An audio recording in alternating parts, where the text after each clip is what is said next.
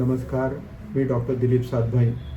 आज आपल्याला capital gain account स्कीममधील जे नुकतेच व्यापक बदल झाले आहेत त्याबद्दल आपण आज चर्चा करणार आहोत. आपल्याला सगळ्यांना माहिती आहेच की दीर्घकालीन भांडवली नफा करमुक्त होण्यासाठी आणि गुंतवणूक करण्यासाठी अधिक कालावधी आवश्यक असणाऱ्या करदात्यांच्या सोयीसाठी कॅपिटल गेन अकाउंट योजना सध्या राबवली जात होती.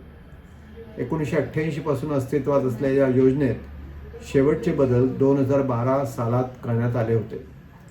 सध्या योजनेत ठेवायच्या ठेवी प्रामुख्याने चेक किंवा डिमांड ड्राफ्ट सारख्या भौतिक पद्धतीनेच केल्या जात असत. या ठेवी ठेवण्यासाठी काही विशिष्ट सार्वजनिक क्षेत्रातील बँका आणि IDBI बँक अधिकृत केल्या गेल्या होत्या. हे ठेव खाते बंद करताना प्राप्तिकर अधिकाऱ्याची सही असलेला फॉर्म G सोबत बँकेत प्रत्यक्ष जावे लागेल.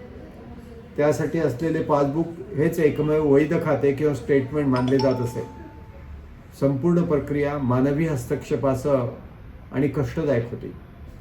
आता अर्थ मंत्रालयाने 19 नोव्हेंबर 2025 रोजी कॅपिटल गेन अकाउंट दुसरी सुधारणा स्कीम 2025 अधिसूचित करून भांडवली नफा खाते योजना CGAS अधिक व्यापक, आधुनिक व करदात्यास अनुकूल बनवली आहे.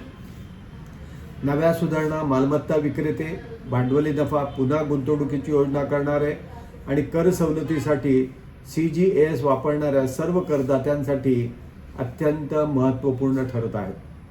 काय आहेत हे नवीन बदल? पहिला बदल, 19 खाजगी बँका आता CGAS साठी अधिकृत करण्यात आल्या आहेत. पूर्वी या ठेवी ठेवणे फक्त काही सार्वजनिक क्षेत्रातील बँका आणि IDBI बँकेपुरतंच मर्यादित होतं.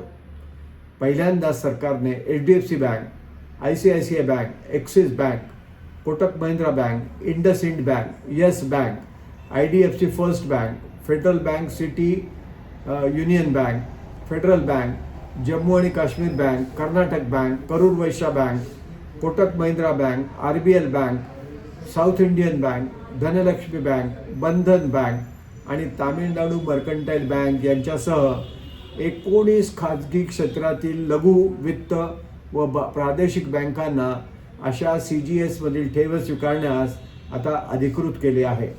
याआधी ही सुविधा केवळ सार्वजनिक क्षेत्रातील बँकांपुरती मर्यादित होती. तथापि ग्रामीण शाखांवरील निर्बंध आजही कायम असून फक्त 10,000 पेक्षा जास्त लोकसंख्या असलेल्या ठिकाणातीलच शाखांना ही ठेव स्वीकारण्याची परवानगी देण्यात आली आहे. दुसरा महत्त्वाचा बदल विस्तारित डिजिटल सुविधा आणि इलेक्ट्रॉनिक पेमेंट पद्धती संदर्भात आहे. या खात्यात पूर्वी चेक आणि डिमांड ड्राफ्टद्वारेच फक्त ठेव ठेवता येत होती. नवीन नियमानुसार CGAS ठेवी आता credit card, debit card, net banking, UPI, IMPS, NEFT, RTGS तसेच भीम आधार पे यासारख्या सर्व प्रचलित ऑनलाईन माध्यमातून आता करता येणार आहे. तसेच 1 एप्रिल 2027 पासून CGAS खात्याचे बंद करणेही पूर्णपणे ऑनलाईन, डिजिटल स्वाक्षरी आणि इलेक्ट्रॉनिक पडताळणीद्वारे कोड करणे शक्य होणार आहे. हा महत्त्वाचा बदल ठरावा. भौतिक पासबुकाऐवजी इलेक्ट्रॉनिक स्टेटमेंटची मुभा देऊन प्रक्रिया सुलभ करण्यात आली आहे. या डिजिटल दस्तऐवजामुळं कागदपत्रे कमी झाली असून खाते व्यवस्थापन अधिक सोपे झाले आहे. तिसरा महत्त्वाचा बदल, कर सवलतीसाठी व्यापक तरतुदी आता करण्यात आल्या आहेत. यापूर्वी फक्त CGAS फक्त कलम 54, 54B, 54D, 54G आणि 54GB पुरती मर्यादित होती किंवा सीमित होती. आता या योजनेचा दायरा कलम 54GA समाविष्ट करून वाढविण्यात आला आहे.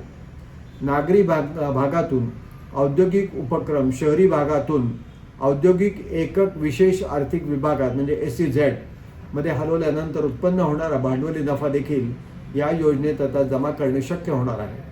हा बदल अनेकांच्या फायद्याचा ठरावा. करदात्यांना मालमत्ता विक्रीच्या तारखेपासून 2 किंवा 3 वर्षाच्या आत घरातील वा इतर पुनर्गुंतवणूक करणं पूर्णपणे आवश्यक आहे. या कालावधीत पुनर्गुंतवणूक न झाल्यास भांडवली नफा या खात्यात ठेवून कर सवलतीचा कालावधी वाढवता येतो. चौथा महत्त्वाचा बदल ठेव दिनांक स्पष्टतेबाबत आहे. पूर्वी नकदेतर ठेवींबाबत सूट घेण्यासाठी प्रभावी तारखेची अस्पष्टता जाणवत होती. आता ज्या दिवशी बँकेला पेमेंट किंवा इलेक्ट्रॉनिक सूचना मिळेल आणि या खात्यात ठेव ठेवण्याचा अर्ज प्राप्त होईल, तीच ठेवीची प्रभावी तारीख असेल असे आता स्पष्ट करण्यात आल्यानं अनेक अडचणी आता दूर होणार आहेत. 5वा महत्त्वाचा बदल, करदात्यांसाठी वाढीव सुलभ जा.